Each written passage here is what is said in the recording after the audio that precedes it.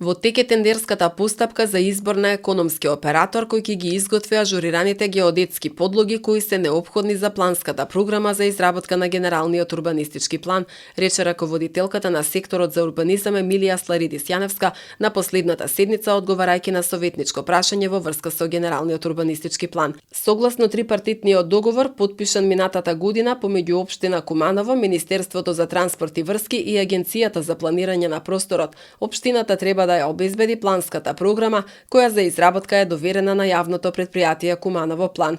Планската програма е изработена текстуално, но за да биде одобрена и спроведена, потребно е да биде ставена и ажурираната геодетска подлога. Согласно првичниот трипартитен договор, ажурирањето беше обврска на Министерството.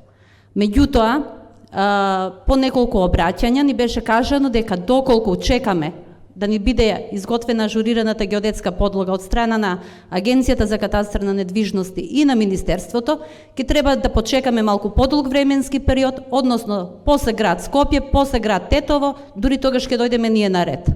Затоа, вие како представници на Советот ја изгласавте програмата за урбанистичко планирање на територијата на општина Куманово за 2022 година, во која што ние како општина обезбедивме средства за финансирање на изработката на ажурираните геодетски подлоги, меѓутоа за истата да биде спроведена како постапка за јавна набавка ни беше потребно потпишување на анекс на договор помеѓу општина Куманово, Министерството за транспорт и врски и Агенцијата за планирање на просторот. Овој анекс на договор е потпишан на 3 март 2022 година.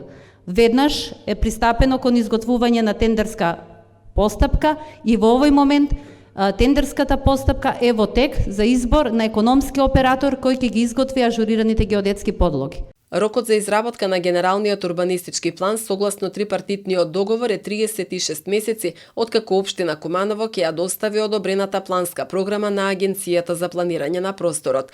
Иако станува збор за сложена и скапа постапка, генералниот урбанистички план ќе понуди решенија за многобројните проблеми со кои се соочува градот изминативе децении. Генералниот урбанистички план треба да обезбеди нови сообраќајни решенија со кои ќе се реши метежот, формирање нови населби, повеќе зеленило, пешачки зони, ефикасен јавен транспорт, уредени простори наменети за сите.